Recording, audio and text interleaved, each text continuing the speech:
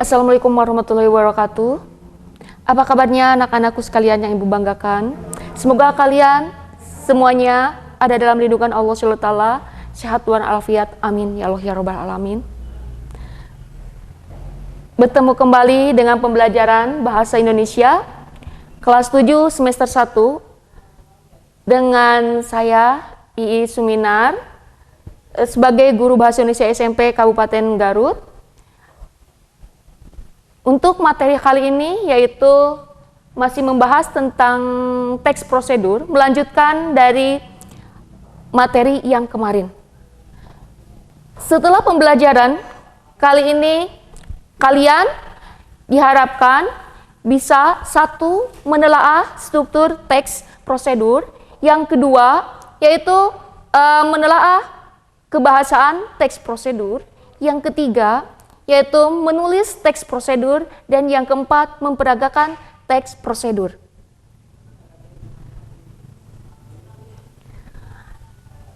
Untuk kesempatan pada kali ini, materi yang akan ibu bahas cakupannya yang pertama ada dua ya, tentang pengetahuan dan keterampilan, di mana pengetahuannya yaitu tentang struktur teks dan tentang kaidah kebahasaan, sedangkan untuk keterampilannya yaitu menulis teks prosedur dan memperagakan teks prosedur. Namun, sebelum ibu ke materi selanjutnya, yaitu kemarin kita telah mempelajari yang namanya mengidentifikasi teks prosedur. Ada pengertian, ada tujuan, ada ciri-ciri, ada jenis-jenis teks prosedur. Nah, mungkin ada yang paham nggak dari kemarin, atau ada yang tahu dari yang kemarin. Nah, kita ingatkan dulu dengan materi yang kemarin.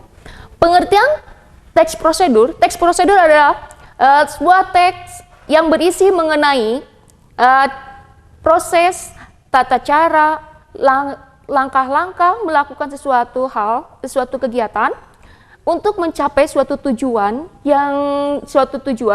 yang diinginkan dan terdapat penjelasan atau keterangan dalam proses tersebut dari awal sampai akhir. Nah, itu adalah pengertiannya, dan sekarang dari pengertian itu kita akan memahami apa itu tujuan yang dari teks prosedur itu. Nah, tujuan dari teks prosedur itu adalah menjelaskan kegiatan yang harus dilakukan agar pembaca atau pemirsa dapat secara cepat dan akurat mengikuti sebuah proses membuat sesuatu atau melakukan sesuatu pekerjaan atau menggunakan sebuah alat. Lanjut, yaitu kemarin kita setelah menjelaskan yaitu tentang juga ada ciri-ciri juga. Ciri-ciri teks prosedur itu ada 8. Yang pertama berisi langkah-langkah, disusun secara informatif, dijelaskan secara mendetil, terus bersifat objektif, langkahnya berkelanjutan dengan penjelasan, terus adanya menggunakan syarat dan pilihan, terus bahasanya bersifat universal, bersifat aktual dan akurat, dan bersifat logis. Jenis-jenisnya yang kemarin, mungkin kalian masih ingat bahwa di dalam penggunaan teks prosedur itu jenis secara tujuannya itu ada 3. Yang pertama yaitu teks prosedur itu untuk memandu cara membuat. Cara membuat itu misalnya membuat kue, membuat apa, berarti di sananya terdiri ada tujuannya, ada alat dan bahannya, dan ada langkah-langkah. Yang kedua, yaitu teks prosedur untuk memainkan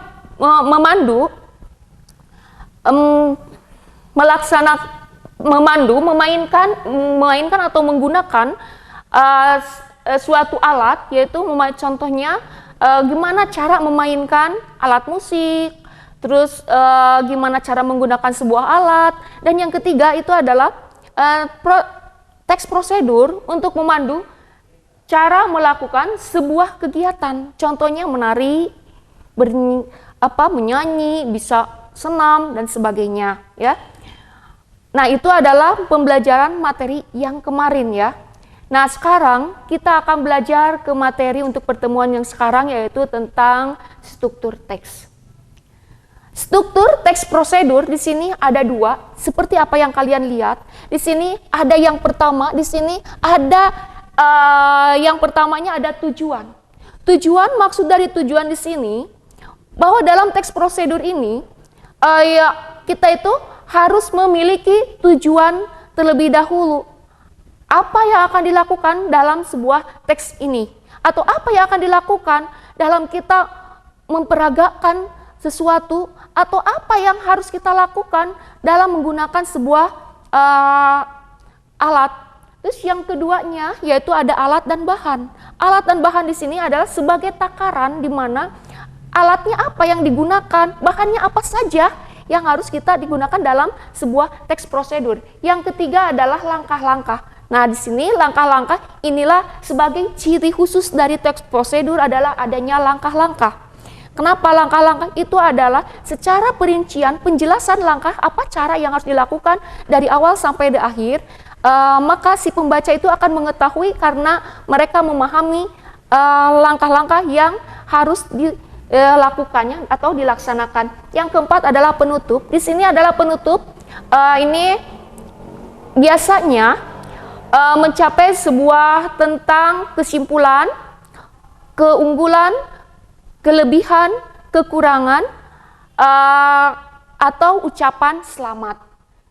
Itu adalah struktur teks yang pertama, dan sekarang adalah ada struktur teks prosedur yang kedua, yang terdirinya satu, tujuan.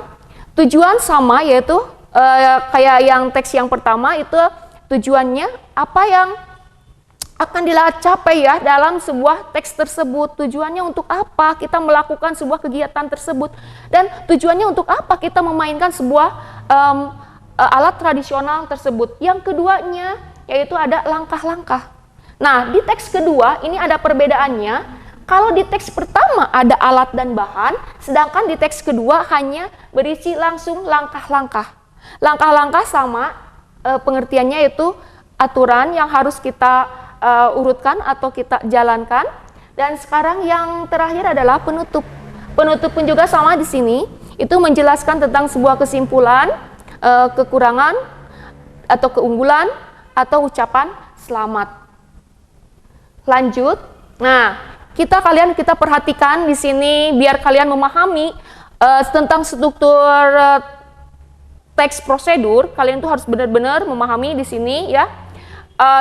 Ada sebuah contoh, ini contoh yang pertama, kita cara membuat bubur Manado. Di sini ada yang pertama ini untuknya ada tujuan, alat dan bahan, langkah dan penutup.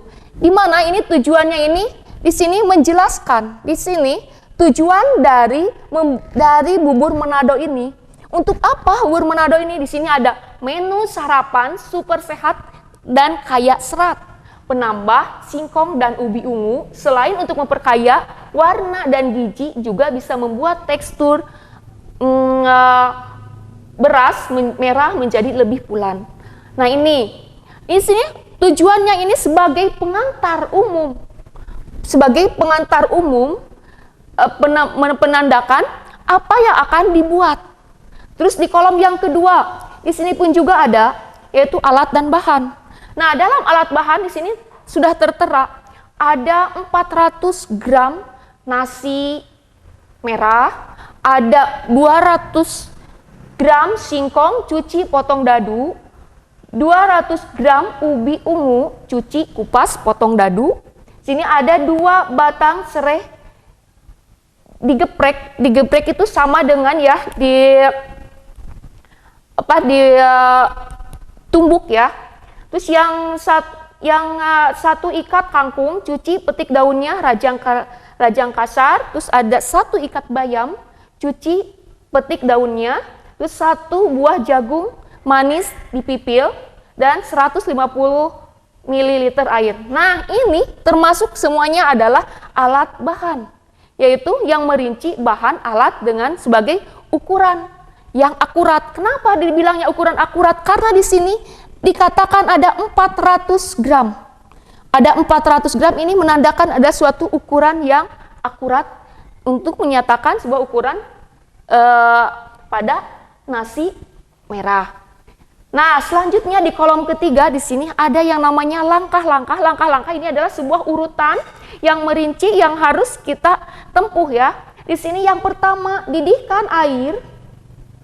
Didihkan air, masukkan berurutan nasi, singkong, ubi, jagung, dan sereh. Aduk sampai buburnya mengental. Terus yang kedua ada tambahkan kangkung dan bayam. Aduk beberapa saat, jangan sampai terlalu layu. Dan yang ketiga, angkat dan hidangkan panas ditemani ikan asin dan kerupuk. Ini sama dengan yang namanya langkah-langkah. Dan selanjutnya yang terakhir adanya penutup ya, di mana ini penutup ini menyatakan sebuah kesimpulan dari teks dari cara pembuatan teks membuat bubur Manado. Di sini ada mudah, murah, dan sekaligus sehat. Ini menyatakan sebuah kesimpulan, ini menyatakan kelebihan dari teks prosedur dari membuat bubur Manado. Terus sarapan sehat dengan makanan tradisional yang telah dikreasi, selamat mencoba. Nah, ini ada ucapan selamat. Selanjutnya di sini ada teks yang kedua, itu berbeda dengan teks yang pertama. Kalau teks yang kedua, yang pertama tadi ada tujuan, alat dan bahan, ada langkah-langkah, dan ada yang namanya penutup. Berarti itu termasuk ke dalam teks prosedur yang nomor 1. Sekarang ini kita menjelaskan teks prosedur yang nomor 2, yaitu cuman di sini hanya ada yang tersedia tujuan, langkah-langkah, dan penutup. Ini adalah menggambarkan, kalian mungkin ini gambar apa? Itu yang kalian paham, yang belum paham. Kok ini gambarnya apa ya? Ada siswa, ada komputer. Nah, ini karena di sini ini adalah cara mematikan komputer dengan benar di sini. Jadi perlu belajar mematikan komputer dengan benar sehingga tidak cepat rusak dan berdampak negatif. Untuk mematikan ada beberapa langkah. Nah, ini termasuk ke dalam yang namanya tujuan. Kenapa tujuan? Karena sebagai pengantar umum, sebagai penanda akan dibuat atau dilakukan atau melakukan sebuah kegiatan. Terus di sininya ada langkah-langkahnya. Yang pertama, tutup semua aplikasi yang Anda gunakan. Yang kedua, klik menu start, XP log window 7 di pojok kiri bawahnya. Terus yang ketiganya, ini ada pilih shutdown atau tunggu beberapa saat sehingga komputer Anda benar-benar mati. Dan yang keempat, setelah komputer benar-benar mati, kemudian tekan tombol pada monitor dan speaker, stabilizer, dan perangkat komputer lainnya. Setelah itu, baru cabut kabel dari stop kontak. Hal ini bertujuan untuk menghemat daya dan mengantisipasi terjadinya korslet listrik. Ini adalah langkah-langkah. Dan terakhir adalah selamat mematikan komputer secara benar. Ini termasuk ke dalam penutup. Nah, ini adalah contoh struktur teks yang nomor 2. Nah, itulah struktur teks prosedur ya, yang kalian harus pahami ya, biar kalian itu bisa nanti menulis teks prosedur dengan baik. Nah, sekarang masih ada lagi, yaitu tentang teks kebahasaan. Di sini kalian harus benar-benar paham ya, karena dalam teks prosedur kalau kalian tidak memahami kebahasaan, nanti dalam penyampaian pun juga akan salah ya, baik dalam penulisan dan sebagainya. Nah, di sini kaidah kebahasaan dalam teks prosedur. Di sini ada 6. Yang pertama itu menggunakan pola kalimat imperatif. atau perintah. Nah, kalimat pola imperatif ini adalah kalimat yang mengandung memerintah atau meminta sesuatu untuk melakukan dan sebagaimana yang diinginkan oleh si penulis atau si penutur. Contohnya di sini, lihat, posisikan tubuh sejajar dengan monitor. Nah, ini kata posisikan ini termasuk ke dalam kata perintah. Kalau semuanya ini dituliskan adalah kalimat perintah atau kalimat imperatif ya. Yang kedua, ini didihkan air. Nah, yang di garis merah ini termasuk ke dalam kata perintah. Masukkan berurutan nasi merah, singkong, ubi, jagung, pipil, dan serai. Ini sama juga didihkan, masukkan, perintah. Contoh yang ketiga, berdirilah dengan posisi kaki rapat. Maksud di sini berdiri pun juga sama, itu adalah kalimat perintah. Dan selanjutnya, kaidah kebahasaan yang kedua yaitu menggunakan kalimat saran dan larangan. Maksudnya untuk apa diperlukan dalam teks prosedur harus ada kalimat saran dan larangan. Nah, tujuannya agar diperoleh hasil yang maksimal dalam menggunakan teks tersebut untuk yaitu kata yang digunakannya kebanyakannya biasanya sebaiknya, hindari, jangan, terus jika tidak dan sebagainya. Contoh kalimatnya, hindari dari jangkauan anak-anak. Kata hindari ini adalah sebagai kalimat yang melarang. Melarang supaya tidak terjadi kesalahan yang fatal. Dan yang kedua, contoh yang kedua, jika kamu tidak melakukan secara perlahan akan membahayakan otot leher. Nah, ini ada kata jika tidak. Ini menyatakan sebuah kalimat saran. Kenapa dibilang saran? Di sini adalah saran dan dijelaskan alasannya. Terus yang ketiga, ingat, jangan lakukan gerakan secara cepat. Ini termasuk ke dalam kalimat larangan. Kenapa ada kalimat larangan? Ada kata jangan. Dan yang keempat, sebaiknya pergunakan kain yang bisa menyerap air.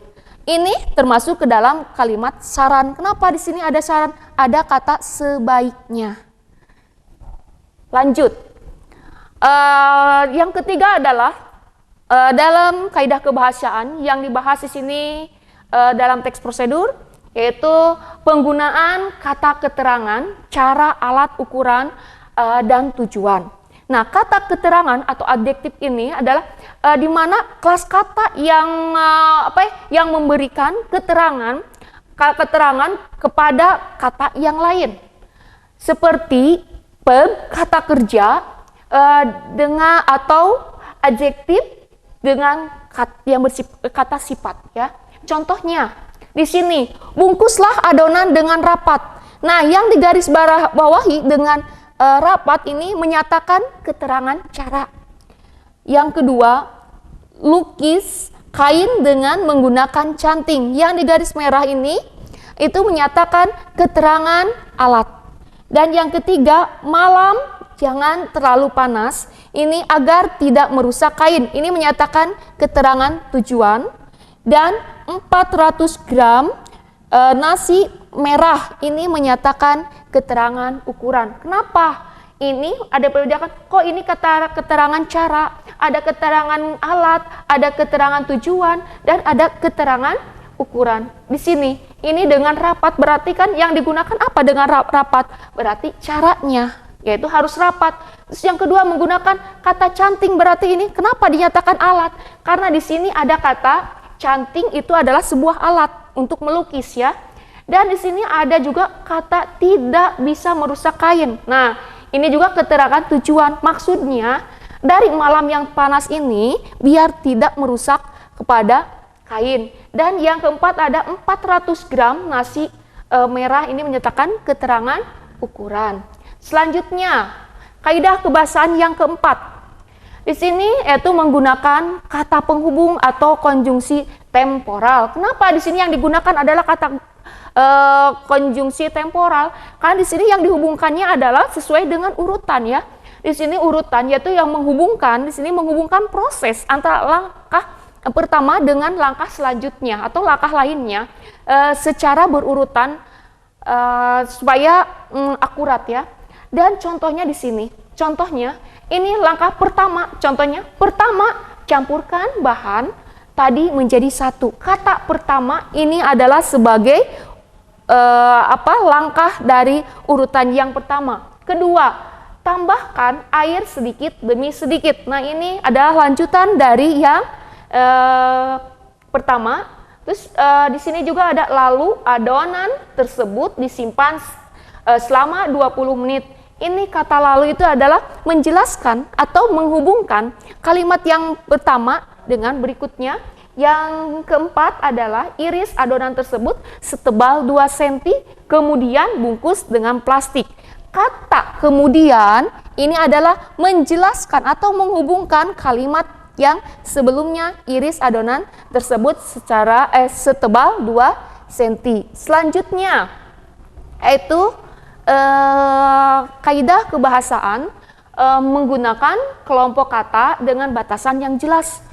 Kenapa harus di dalam teks prosedur itu harus ada batasan yang jelas? Nah, ini kalian biar paham ya. Kenapa? Nah, ini tujuannya agar orang yang melakukan seperti apa yang dituliskan si penulis. Jadi dia paham. Kalau tidak menggunakan batasan, maka si pembaca itu akan tidak terarah.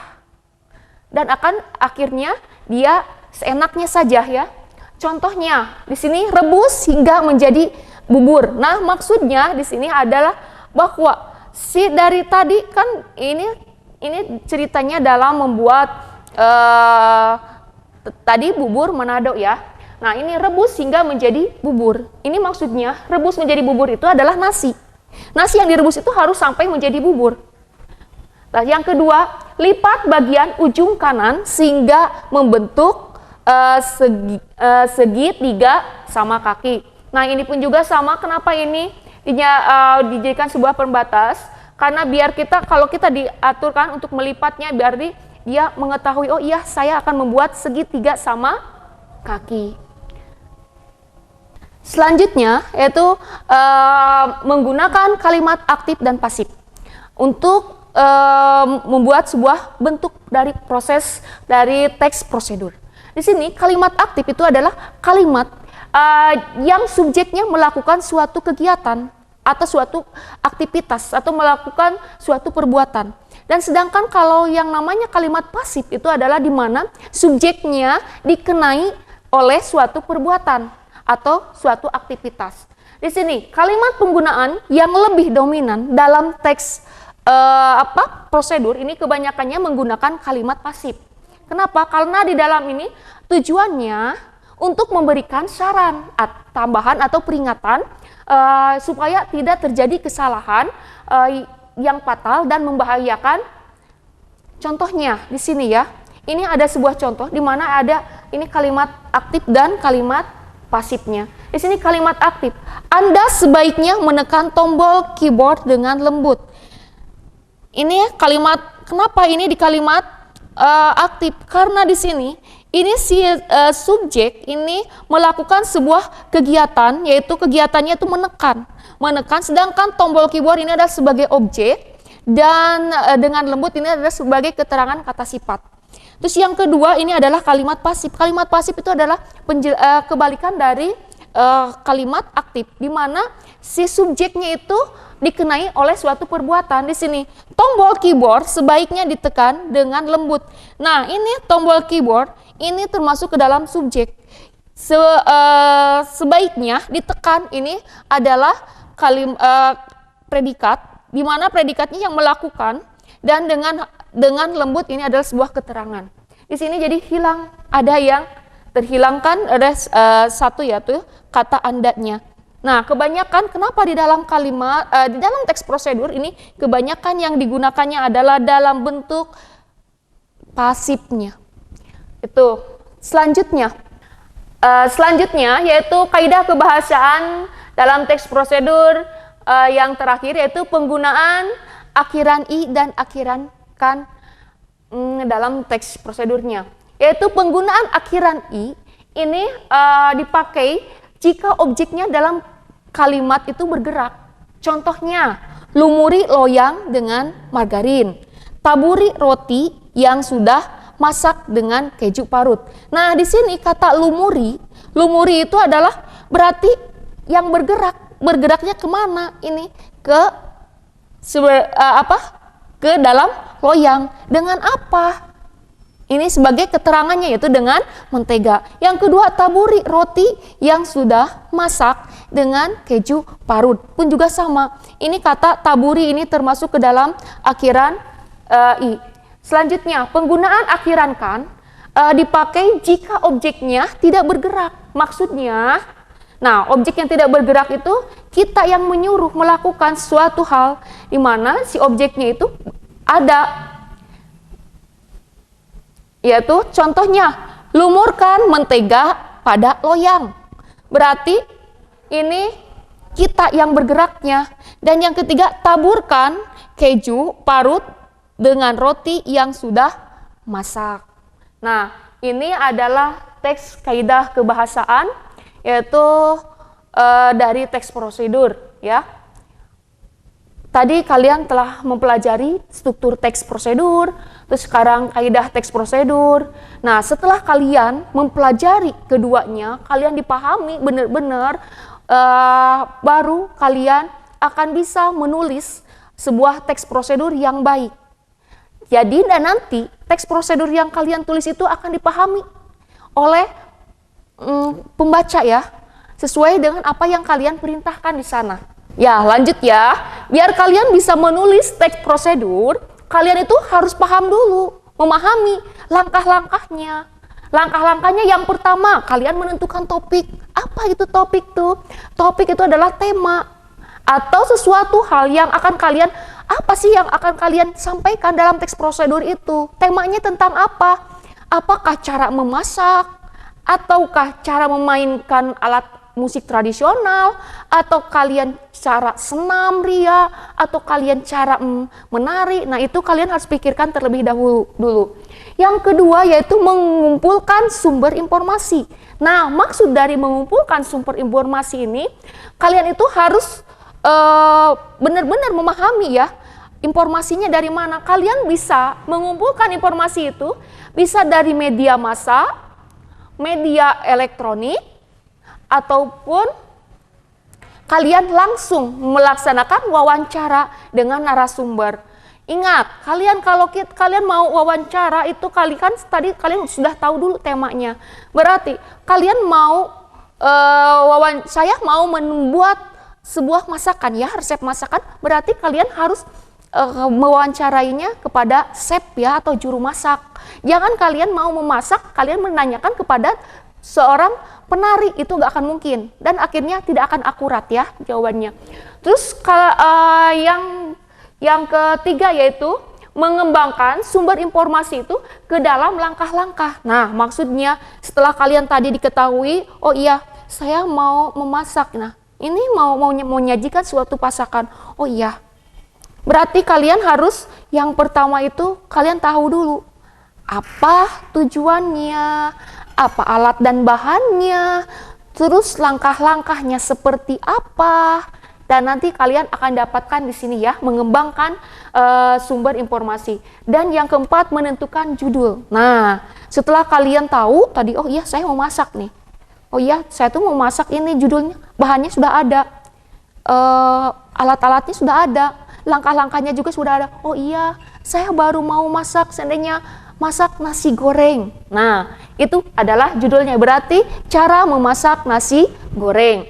Terus yang kelima yaitu menyusun teks prosedur. Setelah kalian ada judulnya, ada temanya, topiknya ada, langkah-langkahnya ada, narasumbernya pun juga ada, informasinya pun juga ada, sudah komplit, baru kalian bisa menyusun teks prosedur dengan baik. Namun di dalam menyusun sebuah teks prosedur pun juga ada yang harus kalian perhatikan.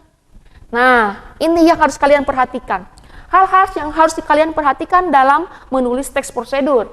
Yang pertama itu menggunakan kata atau kalimatnya itu harus sesuai dengan karakter teks prosedur. Maksudnya karakter teks prosedur itu kebanyakannya perintah ya. Perintah, jadi otomatis kata-katanya juga harus ada disisipkan atau dijelaskan tentang apa yang harus dilakukan dalam sebuah teks tersebut. Yang kedua, instruksinya harus jelas. Udah jelas ini instruksinya. Apa yang akan kalian buat dalam teks prosedur itu? Instruksinya apa? Petunjuknya seperti apa? Dan yang ketiga itu bahasa yang digunakan sesuai dengan calon pembaca teks prosedur. Nah ini tadi kalian sudah dipelajari tentang kebahasaannya. Nah itu bahasanya yang gimana sesuai dengan calon si pembaca itu tersendiri. Yang keempat adalah urutannya harus sistematis. Maksud sistematis ini yaitu urutannya harus berurutan dari awal sampai ke akhir, biar hasilnya akurat. Nah itu kalian alhamdulillah untuk pembelajaran hari ini kalian telah belajar ya, yaitu di teks prosedur ini kita dari pertemuan pertama dengan kedua ini Ibu harap kalian bisa paham dan memahami, dan nantinya kalian bisa menulis dan memperagakan dari hasil teks prosedur tersebut ya. Nah, kalian tadi kan sudah mempelajari tentang struktur teks prosedur, terus tentang kebahasaan dan cara menulis teks prosedur. Nah, di sini kita ambil kesimpulan bahwa struktur teks prosedur itu adalah adanya tujuan, alat dan bahan, langkah-langkah dan penutup. Di mana di sini alat dan bahan ini tergantung dari jenis teksnya ya. Ada yang ada dan ada yang tidak. Terus yang keduanya kaidah kebahasaan dalam teks prosedur ini cenderung kepada cara penggunaan dari bahasa tersebut. Terus yang ketiganya ini kita bisa menulis teks prosedur ini apabila kita ini yang pertama memahami berbagai ragam teks. Yang keduanya yaitu sering kalian berlatih menggunakan bahasa dengan tekun. Terus memahami struktur teksnya, terus dan kalian bisa menyimpulkan isi dari teks tersebutnya dan kalian bisa mengidentifikasi isinya dan sebagainya. Akhirnya kalian akan menjadi seorang penulis dari teks prosedur itu. Ya, selamat kalian untuk mencobanya. Nah, sebelum itulah kesimpulan untuk pembelajaran kali ini. Setelah kalian mempelajari teks prosedur hari ini, kalian diharapkan yaitu bisa menelaah struktur teks prosedur, menelaah penggunaan kebahasaan teks prosedur, terus kalian bisa menulis teks prosedur dan kalian bisa memperagakan sebuah teks prosedur. Namun sebelum Ibu tutup, Ibu titip pesan dulu untuk kalian di saat masa pandemik seperti ini, di mana kita ini bukan di Indonesia saja ya, di luar negeri pun juga sama, yaitu adanya sebuah wabah yang nggak tahu sampai kapan kita akan berakhir, tapi ada caranya kalian yang harus kalian jaga untuk kesehatannya ya, untuk diri sendiri atau untuk orang lain. Ingat protokol kesehatan. Yang pertama itu pakai masker setiap kalian pergi. Yang kedua, kalian cuci tangan pakai sabun yang bersih. Dan yang ketiga, jaga jarak. Marilah kita akhiri proses pembelajaran untuk kali ini dengan membacakan hamdalah bersama-sama. Alhamdulillahirrabbilalamin. Terima kasih atas waktunya. Semoga kalian sehat, semangat, dan kita tutup dengan wassalamualaikum warahmatullahi wabarakatuh.